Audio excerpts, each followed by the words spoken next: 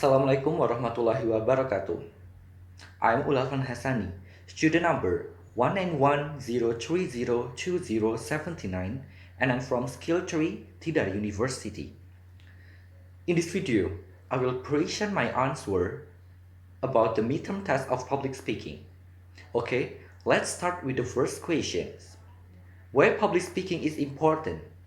Public speaking is very important for our life because it can increase self-confidence in front of many people. With public speaking, we can provide information to many people and can educate and influence many people to do the positive thing. Let's move to the second question. Mention and explain three stages the process of preparing the presentation or speech. First, analyze the audience. Learn more about the audience. Look for the information like backgrounds or things they are interested by audience. So you can understand what your audience expect from your speech. And the second is select a topic. Choose topic that interested to the audience so that it is easier for the audience to understand what you are conveying. And the third is determine the purpose of the presentation. Determine the purpose of the presentation. Focus on what the audience will get from your speech. Question number 3. Speak up the script with your knowledge in becoming a good public speaker, and the script is about bullying. My stomach hurts and I have headache every day. The boys are spreading rumors and telling secrets, and it just doesn't feel right to me. Is there something wrong with me? Or am I really what they say I am?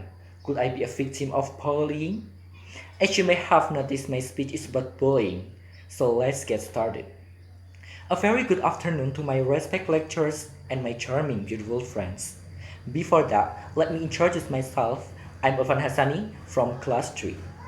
Okay, so have you ever been bullied? Has it happened to your peers, or have you just seen or heard about it on TV? No matter, many people have different opinion on what bullying is. All of that correct, as there are different ways you can be bullied.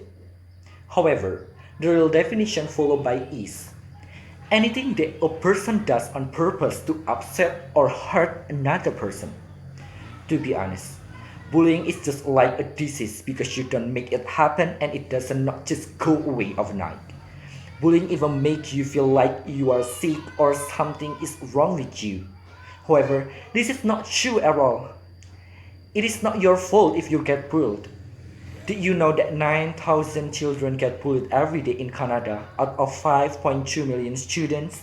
That means that 1 out of 5 students get bullied every day. And people say that Canadians are too nice to be bullied.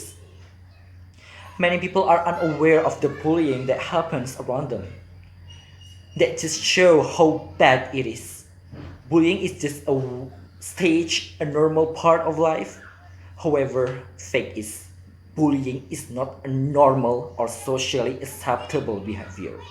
We give bullies power by our acceptance of this behavior. Statistics show that there are 6 different types of bullying: physical, verbal, indirect, social alienation, intimidation, and last but not least, cyberbullying. Verbal bullying is the most common because it is not as easily noticed as physical is. Talk about how horrible this is. Think if you were the target or the person that got bullied. Bullies bully because it makes them feel better than everyone else. Also, they do it because they have been bullied at some point in life and feel like they need revenge. Some people that have been bullied all their life decide to live their old life because they don't appreciate it and commit suicide. Suicide just show out at hand this can get. Bullying is that serious. You may think now, how can you stop bullying when you can barely see it happening? I mean, how are you supposed to put an end to it when it goes on? The best way for you to make a start is to talk to your friends and have a discussion in your class and make a set of rules to put an end to it. Then present the idea to your whole school. The next step is to create an anti-bullying team so you can end bullying at your school. Bullying is so bad that it can end up with dying and killing others, which show exactly how serious and bad this is. Remember everything I have told you today, and you will not be a bully or not be afraid to stand up for yourself. Just be strong, keep your hand up high, and do your best to stop bullying once and for all. Remember, blowing out someone's candle doesn't make your shine any brighter. Thank you. Question number 4. Now it's your turn to be the real public speaker. You can choose any topic that you are interested in. Make your script start from introduction, body, and conclusion. Speak your thought no longer than 5 minutes speech. Okay, I choose topic mental health during a pandemic. And then, okay, let's get started. Ladies and gentlemen, thanks for the time. World Federation for Mental Health formulates the notion of mental health as an enabling condition that is optimal development both physically, intellectually, and emotionally, as long as it is in accordance with the circumstances of others. As we know, now the world is at war with the coronavirus, and we are also at war, so that the coronavirus does not affect us, especially our mental health. The coronavirus pandemic that is happening almost all over the world has a big impact in our life, one of which is the health aspect. The coronavirus does not only threaten physical health but also the mental health of every individual. Not only fear but the psychological impact that can have a big impact. BBC News report that more than 30 million people have been infected with the coronavirus and 940,000 people have died because of the coronavirus.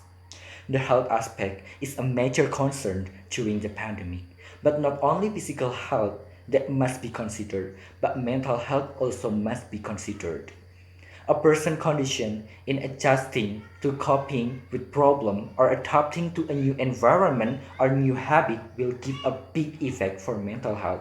For example, what we are experiencing right now, a pandemic that requires us to take care of our mental health because we must be aware that we are alive, but there is a danger thing that threatens, namely the coronavirus.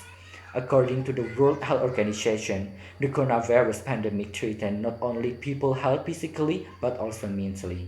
Mental health is one of the impacts that threatens society during the coronavirus pandemic.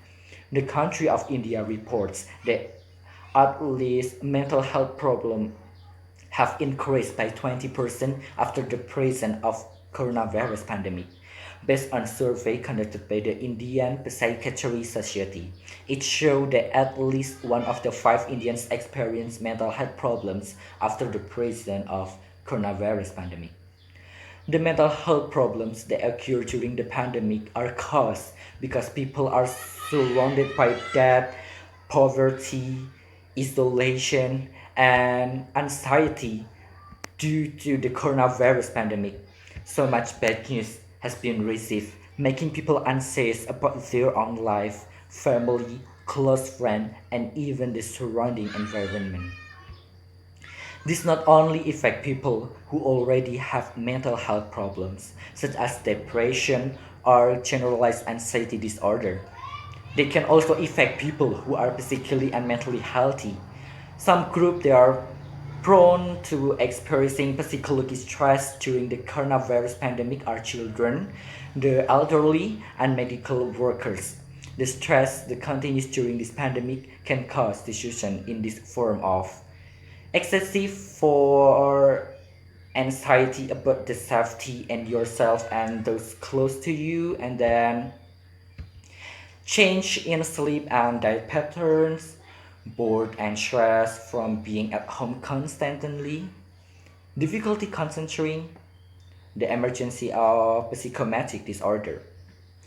Mental health is a major concern for us in dealing with the coronavirus pandemic, the effects of which are huge and can adversely affect other aspects. The causes of mental health disorder are numerous but made worse by the pandemic. I'm Alfan Hasani. Thanks for your attention.